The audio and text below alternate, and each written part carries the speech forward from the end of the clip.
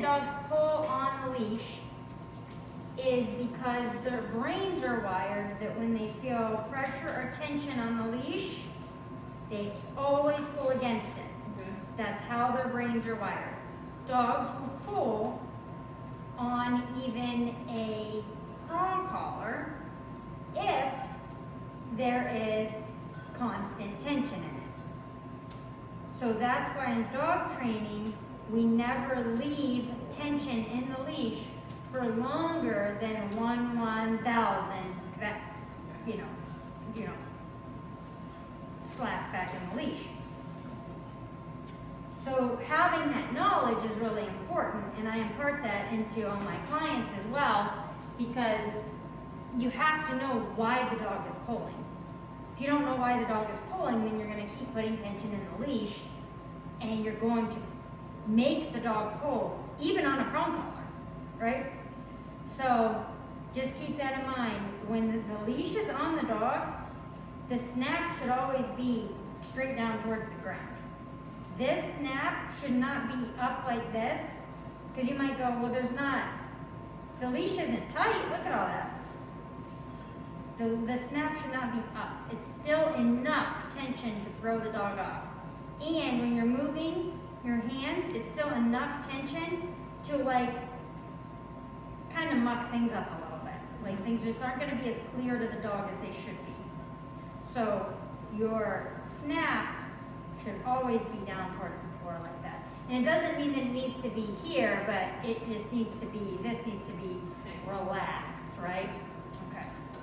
So anytime the dog feels pressure or tension this way, they're automatically going to pull harder in the opposite direction. That's how their brains are hardwired, and nobody's changing that.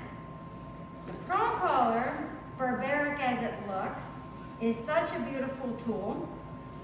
It's the slang for it's also called pinch collar, not because it pinches the dog, but because that's how you have to fasten it by pinching it together.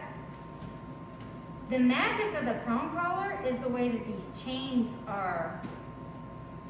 This is just a junky knockoff collar.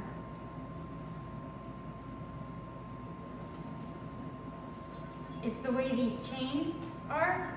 When you feed the tension into the prong, it gets tight, but the second, it is a nanosecond that I start feeding slack back into the collar, this releases.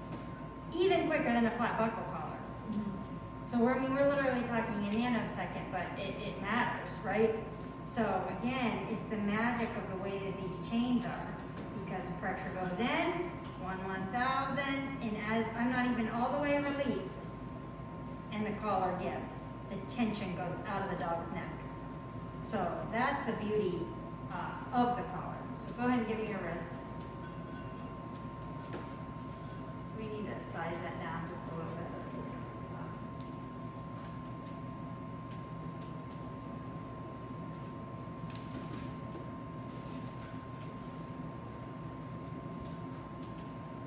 So when you're introducing a prong collar, right, you're just literally standing still even. I wish I had a green dog to show you on a prong collar. I wish I had a better example.